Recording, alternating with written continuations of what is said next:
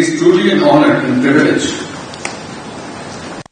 to address this gathering of such an inspiring group of global thinkers, global and decision makers in the Nikkei Forum 30th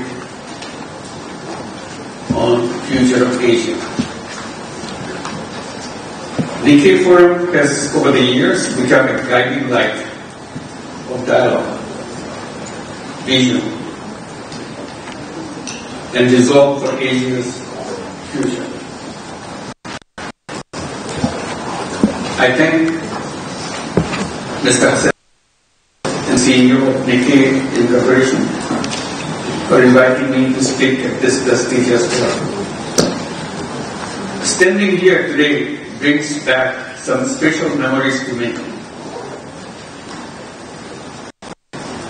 20 years back, in 2004, they honored me with the Asia Prize. That was an extraordinary, meaningful moment in my life. Since then, I have always felt a personal connection with Japan. Over the years, I've been to Japan many times. Almost every year, I visited Japan. I worked with Japanese universities, met young people all across the country, and shared my ideas and my hopes.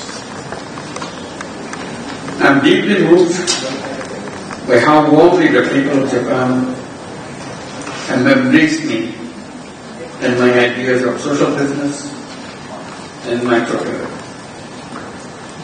Excellencies, as we gather here today to reflect on the theme, Asian Challenges in a Turbulent World, I must say that the world is getting increasingly turbulent. A time of great uncertainty. We are witnessing a world where peace is fragile.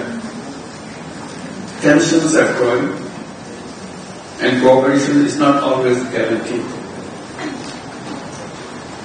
Conflicts are erupting in regions in Asia and beyond, with peace becoming elusive. Wars and man-made conflicts are destroying the lives and livelihood of thousands of Ukrainians and people in Gaza and in countries in South and Southeast Asia. In our neighboring country, Myanmar, civil war has taken a brutal turn, and the recent earthquake has pushed an already deep humanitarian crisis into a greater darkness. Very recently, our two neighbors have fought a short but very expensive war. Regrettably, we are spending billions of dollars in fighting wars, leaving millions of our people starving or struggling for basic needs. I thank the leaders of the two countries for agreeing to a ceasefire, and I hope for continued peace, stability, and coexistence in South Asia and beyond. Moreover, billions around the world are being displaced by climate change. Technological advances promise much, yet raise new ethical dilemmas. The rise of trade restrictions continue to challenge the very foundation of the free trade system. Economic inequalities are widening, often within societies as much as between them. Global trust is at risk. Trust is declining between nations, within societies, and even between citizens and institutions. In recent times, we witnessed such divisions, discontent, and instability in Bangladesh, Republic of Korea, that led to regime changes.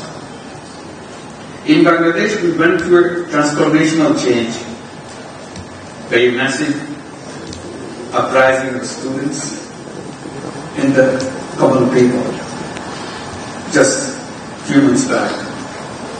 And consequently, my government came into the position to guide the country. We are working hard to fulfill the dreams and aspirations of our people, to ensure justice, equality, freedom, and dignity of people, and prepare for a free, fair, and credible election, aiming at a smooth transition to democracy. We believe this is a chance to correct the wrongs, build new institutions, and realize the dream of a fairer society. Despite multiple domestic challenges, Bangladesh is playing a role in contributing to global peace and security through participation in UN peacekeeping and peace-building missions, and hosting more than 1 million Rohingyas fleeing persecution in their homeland in Myanmar, purely on humanitarian ground. Asia, home to more than half of the humanity, sits at the epicenter of this uncertainty. It is also at the center of possibility at the same time. Challenges we face are formidable, and so is our collective strength.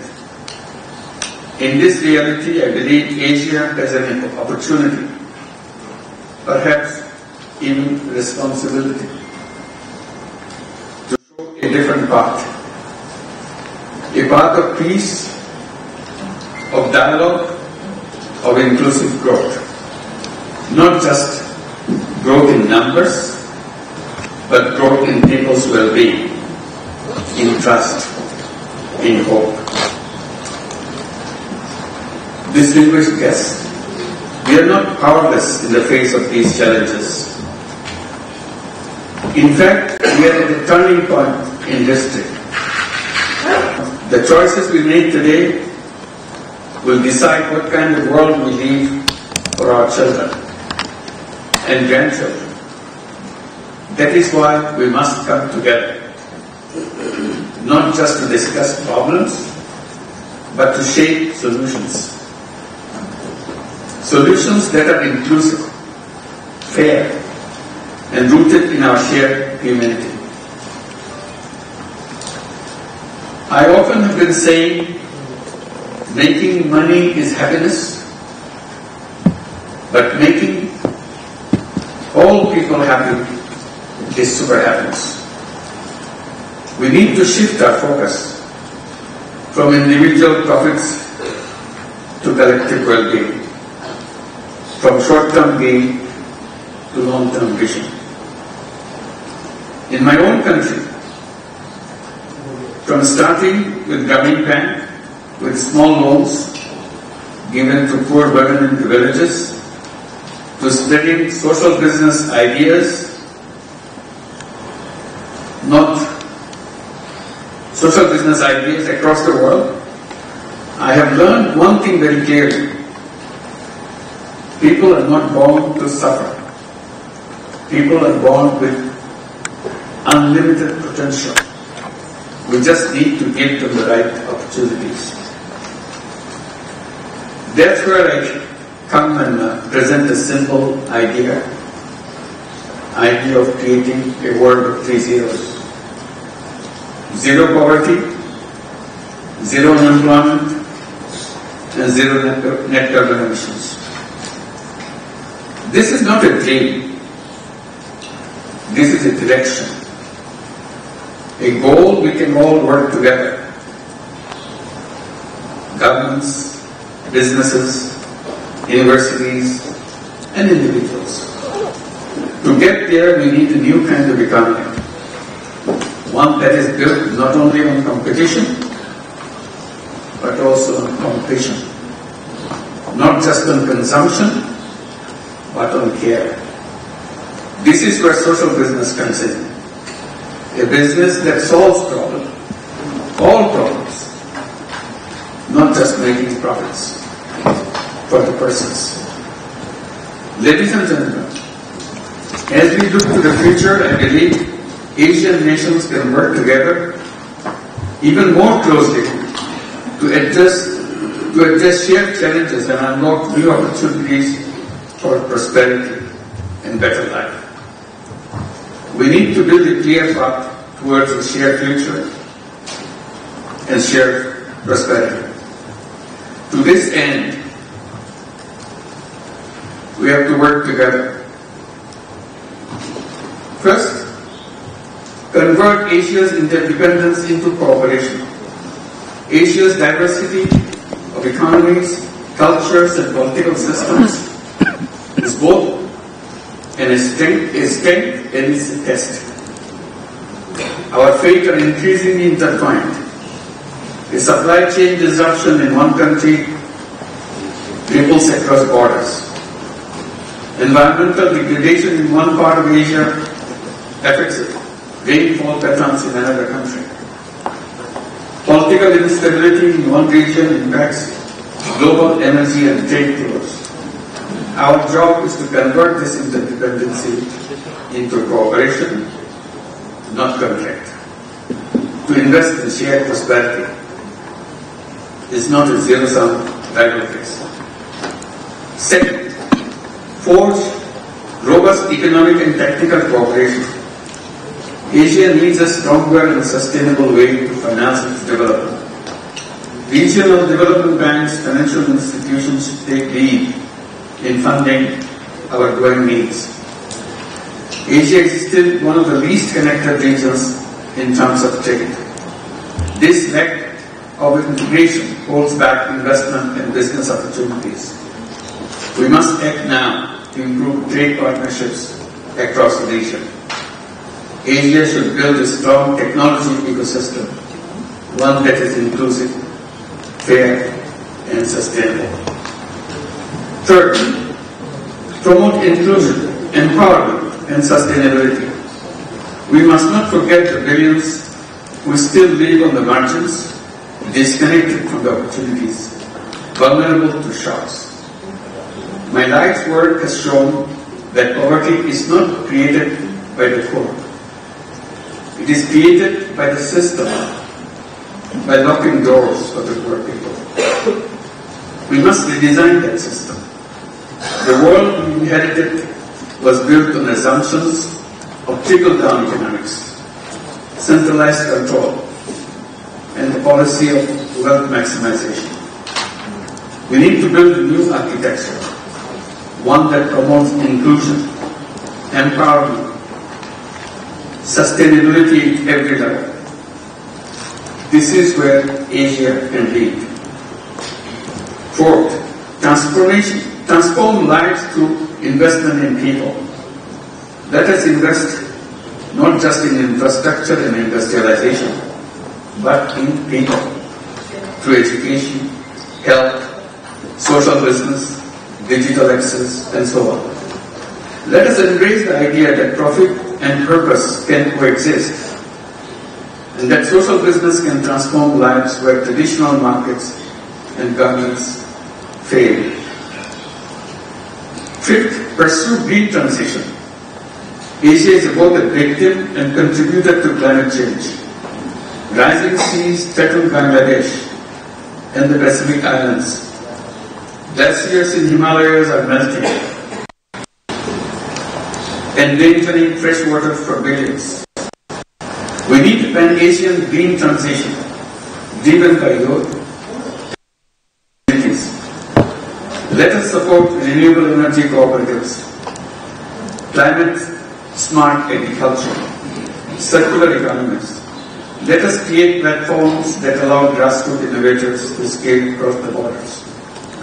Sixth, tap the potential of youth and shift from job seekers to job creators. Half of Asia,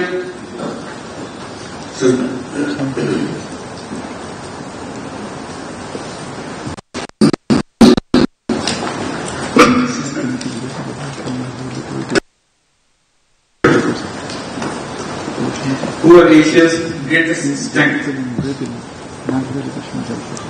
Their creativity and energy should be at the center of our efforts. Our youth are ready, but they need the tools, trust and freedom to shape our own futures. Social business, digital platforms and microfinance can unleash a new wave of grassroots-led innovation. I always encourage young people, do not wait to find a job. Create one. Be an entrepreneur. You have all the strength, all the possibilities of being a successful entrepreneur. Every human being is born as an entrepreneur, not as a job seeker. Do not just seek a paycheck. Build something that solves a problem. Be a job creator and be a social business creator. Finally, in a turbulent world, people's empowerment and grassroots leadership matters more than ever. Asia must offer not just economic strength, but one that champions peace over power, hope over competition, sustainability over short-term gains. We must move from wealth concentration to wealth sharing, from capitalism for profit to a capitalism with purpose, or may even rename as an economy for the people. It's not capitalism. In my country, Bangladesh, we have seen how social business has uplifted millions. Let that be a lesson. When people are given dignity, trust, and a chance, they rise, they become free. Not just as workers, but as creators, as change makers. Platform of hope, 𝗥𝗶𝗴𝗵𝘁𝘀𝗶 has created a space for where dialogue leads solutions and where trust is not just a word, but a goal we work together. The future of Asia is not just about economics or geopolitics. It's about people. It's about ideas. It's about the young people hoping to create a new world, completely different from the world they are born in. And it's about courage and creativity. Let us not be daunted by the turbulence around us. Let us see this as a call to rethink, to rebuild, and to rise together. Let us be guided not by fear, but by possibilities. Not by power, but purpose. Let us have the courage to imagine a better world. Let us trust one another. Let us cooperate, not because we have to, but because we want to. The future of Asia is not written yet. Let us write it together. A different future. Bangladesh and Japan can work together in rewriting Asia's destiny, even world's destiny. Thank you very much. Arigato gozaimasu.